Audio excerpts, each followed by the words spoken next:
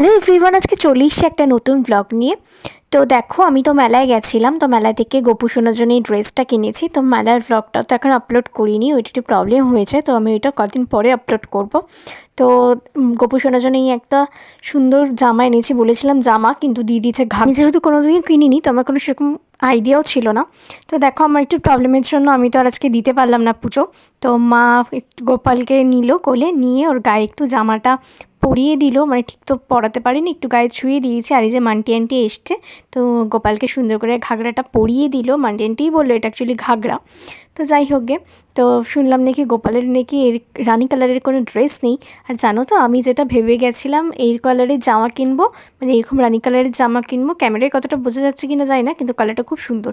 ঠিক এই কালারের জামাটাই আমার দোকানে চোখে পড়েছে, খুব সুন্দর লাগছিল, তো এটাই কিনে নিয়েছি।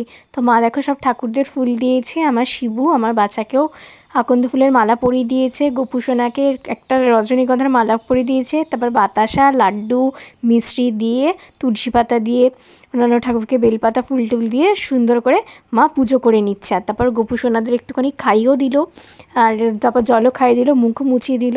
যাই হোক, গোপু সোনা যদি নেক্সট টাইম আসে, তাহলে আমি আবার একটু পায়েস বানিয়ে গোপু সোনাকে নিজের হাতে পুজো দেবো। ভাগ্যিস এরকম একটা প্রবলেম হবে বলে ভাগ্যিস গোপু সোনা আগের দিন চলে এসেছিলো, তাই তো আগের দিন আমি নিজে হাতে গোপু সোনাকে পুজো দিতে পেরেছি। সেই ব্লগটা তোমরা অবশ্যই চেক করো, আমার চ্যানেলে দেওয়া আছে। ভিডিওটি ভালো লাগলে লাইক করো, ফলো করো, কমেন্ট করো, শেয়ার করো, সাবস্ক্রাইব করো। যারা ফেসবুক থেকে চলে গেছে তারা অবশ্যই ফলো করো। আজকে মতন টাটা, সবাই ভালো থেকো, সুস্থ থেকো, দেখা হচ্ছে নেক্সট একটা ব্লগে।